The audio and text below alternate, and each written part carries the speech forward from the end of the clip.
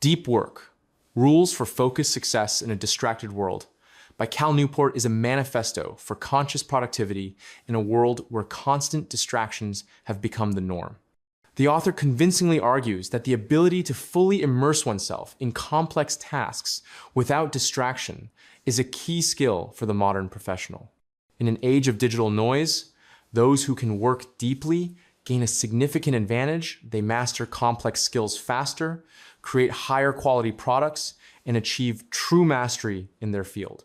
Interesting fact: Newport wrote this book while he was a computer science professor at Georgetown University. He tested the principles of deep work in his own scientific and writing practice. The book was born from his observation. The most successful students and colleagues weren't necessarily the smartest, but they certainly knew how to concentrate better than others. Today, deep work has become a staple for programmers, scientists, writers, and entrepreneurs. Anyone who wants to turn their attention into a competitive advantage. Part 1, the ideas. Rule 1, deep work is valuable. In today's world, overflowing with distractions, the ability to concentrate on complex tasks becomes a true superpower. Deep work is a state of complete focus, where a person immerses themselves in a task, shutting out all external stimuli.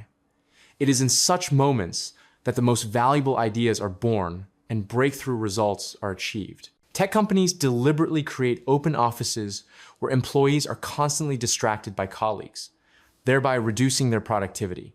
Meanwhile, research shows that after every break to check email or messages, the brain needs up to 20 minutes to regain its previous level of concentration. Real-life example: a programmer who turns off all notifications and works for 90 minutes without breaks manages to do 3 times more than his colleagues in an open-plan office.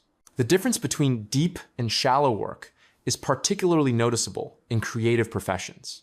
A writer who sets aside 4 hours in the morning to work on a book in complete silence will create a higher quality text than one who writes in snatches between meetings and checking social media. This chapter convincingly proves, in the era of digital technology, the ability to concentrate deeply becomes a competitive advantage. Rule 2, deep work is rare. The paradox of the modern workflow. Despite the obvious value of deep concentration, most organizations deliberately create conditions that hinder it. The corporate culture of many companies encourages constant employee availability, instant responses to emails, and participation in endless meetings. As a result, even talented specialists are forced to settle for shallow work. A striking example is the story of a professor who, for the sake of productivity, stopped checking email more than twice a day. Colleagues initially objected, but then noticed that his scientific productivity had increased dramatically. The principle is simple. The less time spent on reactive work responding to requests, the more time remains for proactive work creating something new. The contrast between knowledge and its application is particularly telling.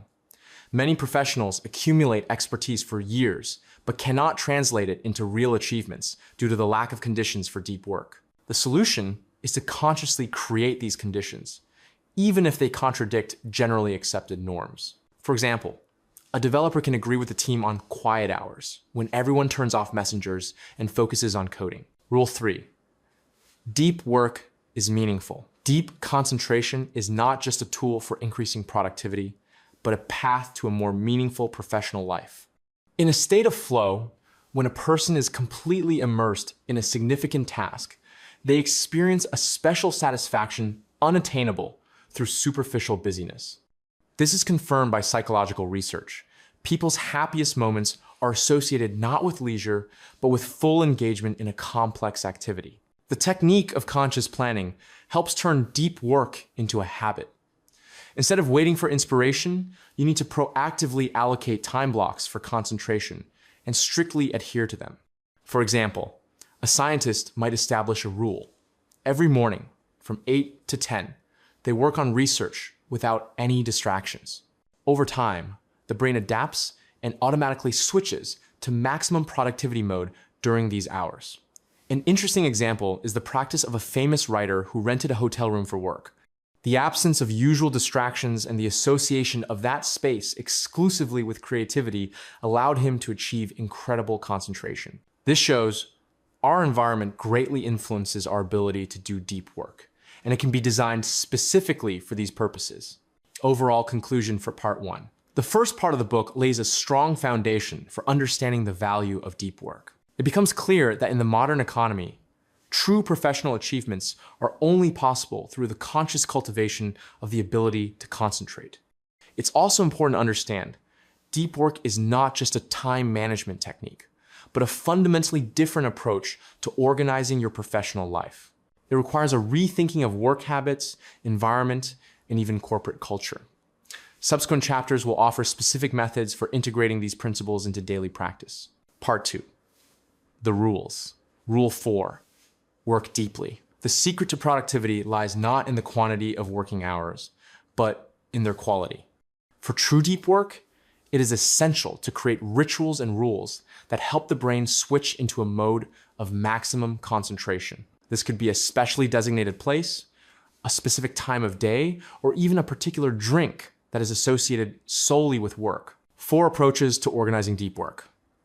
Monastic style, complete isolation for an extended period. Bimodal, alternating periods of deep and shallow work. Rhythmic, fixed daily hours of concentration. Journalistic, using any free windows for immersion. Example from practice. A university professor uses a bimodal approach during the semester they teach, and during holidays, they completely retreat to a country house to write scientific articles. In 2 such trips, they manage to do more than an entire academic year under normal circumstances. Rule 5. Embrace boredom. Modern people have forgotten how to be bored. Every free minute is filled with checking social media or news.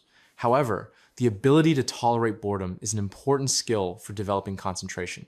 A brain accustomed to constant microdoses of dopamine from easy entertainment resists deep work. Practical exercises. Do not take out your phone when in line or on public transport.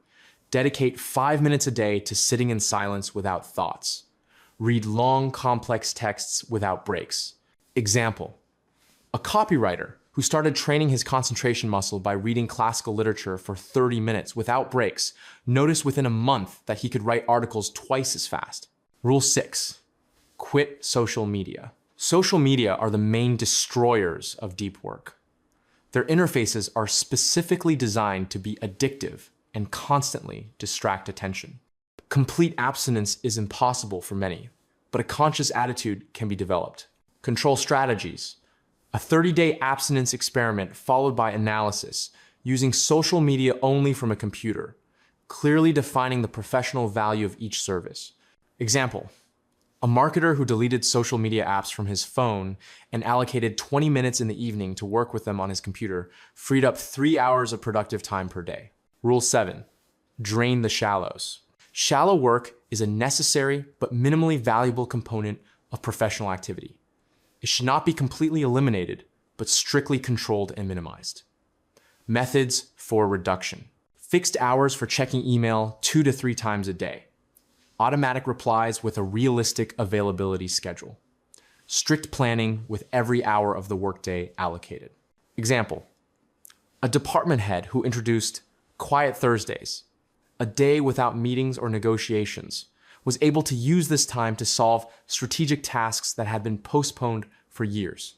Overall conclusion for part 2. The second part of the book transforms theory into concrete practices. The main lesson: deep work doesn't happen on its own. It needs to be designed, protected from external interference, and consistently trained as a skill. It's best to start small. Dedicate just 1 to 2 hours a day for true concentration, gradually increasing that time. It's important to understand that every element of our digital environment, from social media to messengers, is designed to hinder deep work. By realizing this, you can create a personal system that will work for your productivity, not against it. This is such a wonderful book. I have compiled a separate list of all the important theses from this book, along with all the techniques and tools, and created a step-by-step action plan that you can immediately implement in your life. You can get all this in my community, Place of Power. There, you will find a detailed text analysis with similar lists for each book being reviewed. The community has already thoroughly analyzed and made available to you hundreds of world bestsellers, with a new analysis released every day. Follow the link in the description and use it.